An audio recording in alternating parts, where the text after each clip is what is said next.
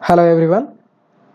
Today we'll be learning two things. What is the importance of Linux programming, and the second thing is what is terminal. Right?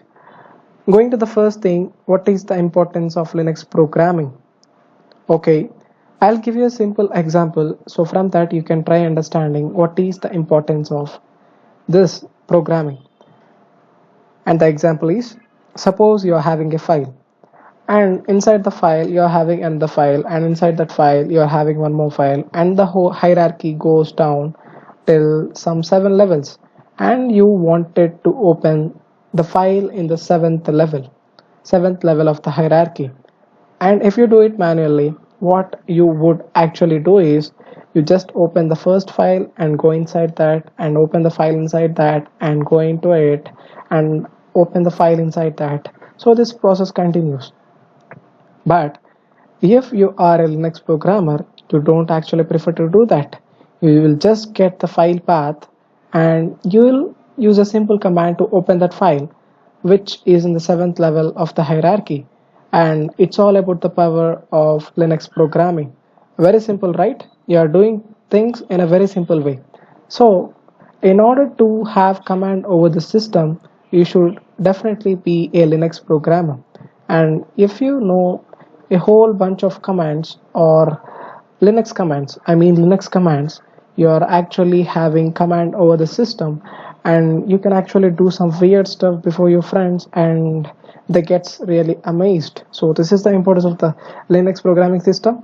And coming to the software engineering terms, Linux Linux programming is actually very useful, and in our day-to-day lives, so to install some software or to remove some software or to actually do some weird things which we'll be seeing in the later sections, every software engineer does all these things in his day-to-day life. And if a software engineer does not know these things, and if he is doing his job, it's really a nightmare for him. So, and you're actually pretty much having a lot more advantage than the ones who are not having any knowledge about these things. Okay, so now what is terminal? So terminal is the thing where you type all these commands. So uh, in order to open terminal, you need to do a few things. Just go to show applications and just click on this, so it open terminal for you, right? So this is the one way. Or also you can do something like alt control and click on T, so it opens terminal for you. So this is a very simple shortcut, and you can just close terminal by clicking on this close icon, or you can also close terminal in other way. The second way is control D.